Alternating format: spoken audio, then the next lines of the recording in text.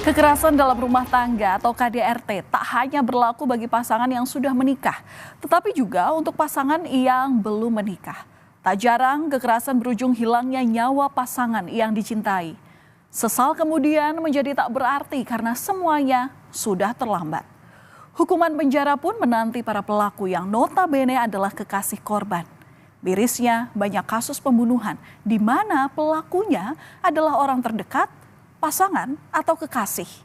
Kami akan mengulas sejumlah kasus pembunuhan yang terjadi kurang lebih 2 bulan terakhir di mana korban tewas di tangan kekasihnya sendiri.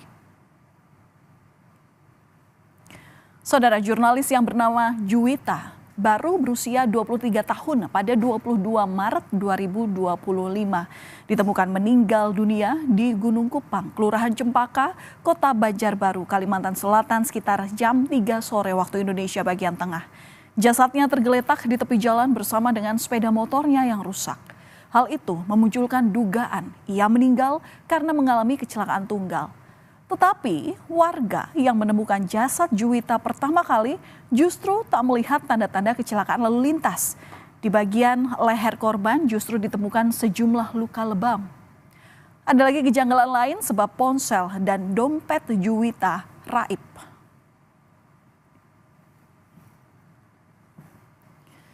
Polisi kemudian melakukan penyidikan dengan memeriksa laptop korban dan menemukan percakapan Juwita dan kekasihnya. Polisi lalu memeriksa dan menetapkan Jumran sebagai tersangka. Tetapi karena pelaku merupakan oknum TNI, polisi pun bekerja sama dengan Polisi Militer Angkatan Laut atau Pomal untuk melakukan proses penyidikan. Dari hasil penyidikan ini, Pomal menetapkan Jumran sebagai tersangka.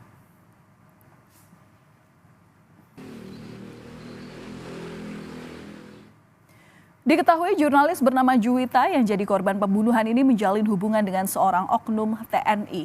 Percakapan yang ditemukan di laptopnya berisi perintah dari kekasihnya yang bernama Jumran agar korban pergi ke suatu tempat.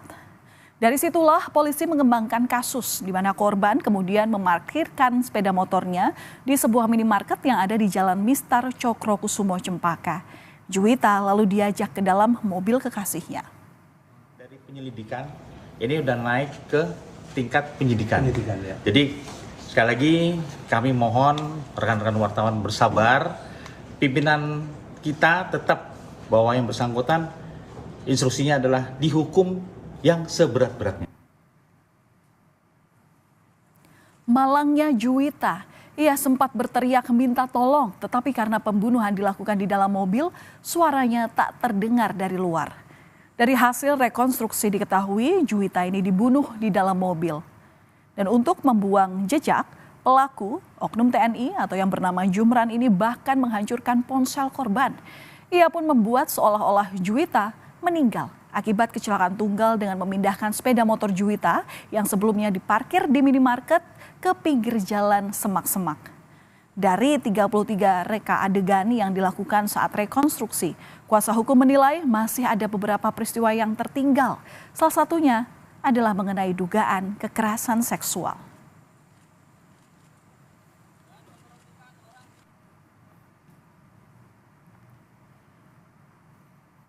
Dan itu ada beberapa peristiwa yang tertinggal. Tapi peristiwa yang tertinggal itu akan kami dalami lebih dalam. Ke depan kami akan berkomunikasi dengan penyidik untuk memberikan masukan. Ya diantaranya adalah adanya kekerasan seksual itu tidak muncul seperti itu. Lalu juga ya ada beberapa yang lain lah, nanti kami ungkap lebih dalam hal itu karena nanti kami ingin diskusi dengan penyidik kenapa itu dihilangkan.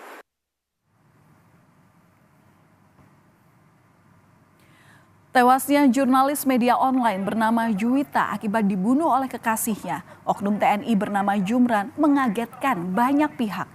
Insiden itu mendorong sejumlah jurnalis, tokoh masyarakat, dan aktivis untuk menggelar aksi solidaritas. Kawasan Tugu 0 km Banjarbaru dipenuhi pengunjuk rasa yang menggelar aksi solidaritas untuk almarhumah Juwita. Mereka menuntut agar kasus Juwita ini dituntaskan secara terbuka dan menghukum pelaku seberat-beratnya.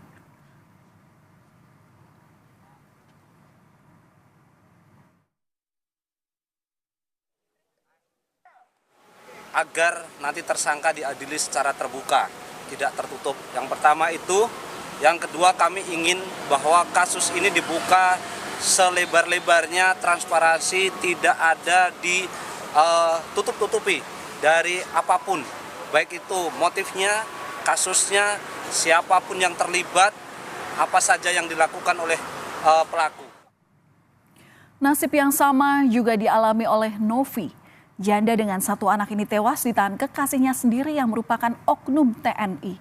Warga Pondok Aren, Tangerang Selatan digegerkan dengan temuan jenazah perempuan di dalam kontrakan. Awalnya warga sekitar kontrakan ini curiga dengan bau yang sangat menyengat. Korban ini diketahui menjalin hubungan dengan seorang anggota TNI, di mana oknum TNI Angkatan Darat berinisial TS pun telah ditetapkan sebagai tersangka dalam kasus dugaan pembunuhan kekasihnya di Pondok Aren, Tangerang Selatan.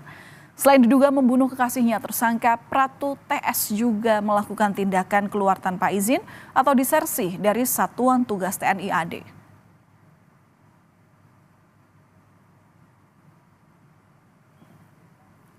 Mirisnya, korban bernama Novi merupakan tulang punggung keluarga dan memiliki 1 anak berusia 4 tahun. Menurut pengakuan ibu korban, ia terakhir kali berkomunikasi dengan anaknya pada Minggu malam pada 26 Januari. Tetapi keesokan harinya, korban sudah tak bisa dihubungi lagi. Hal itu membuat ibu korban merasa gundah hingga terkejut begitu mengetahui anaknya telah meninggal dunia. Oh yang itu ya, itu sama.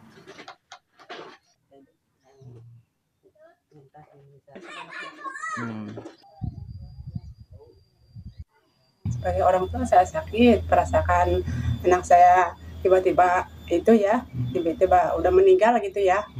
Ya sakit lah sebagai orang tua, kita shock.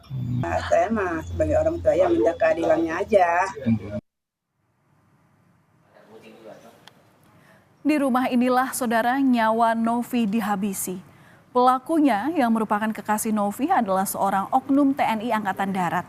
Pratu TS sudah ditahan di Detasemen Polisi Militer Jaya 1 Tangerang. Penindakan disiplin dilakukan, di mana Pratu TS ditangkap di Medang, Tangerang, Banten pada Selasa 28 Januari 2025.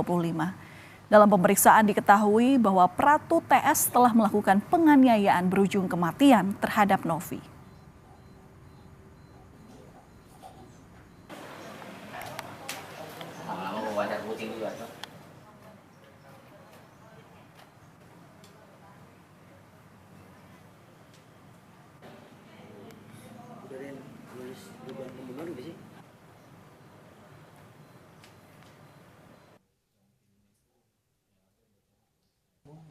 Inisial TS itu sudah ditahan dan ditetapkan sebagai tersangka oleh penyidik dan Pom Jaya 1 Tangerang, Mbak.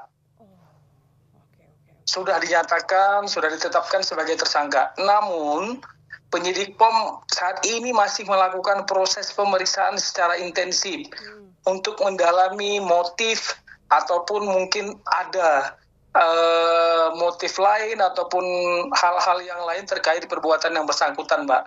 Dari tanggal 19, disersi dia keluar dari satuan, melarikan diri dari satuan dari tanggal 19.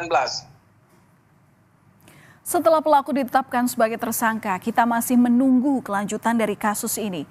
Maka dari itu kita sepakat untuk mari sama-sama mengawal kelanjutan kasus pembunuhan di tangan kekasih agar pelaku mendapat ganjaran setimpal. Karena tidak ada kejahatan yang sempurna.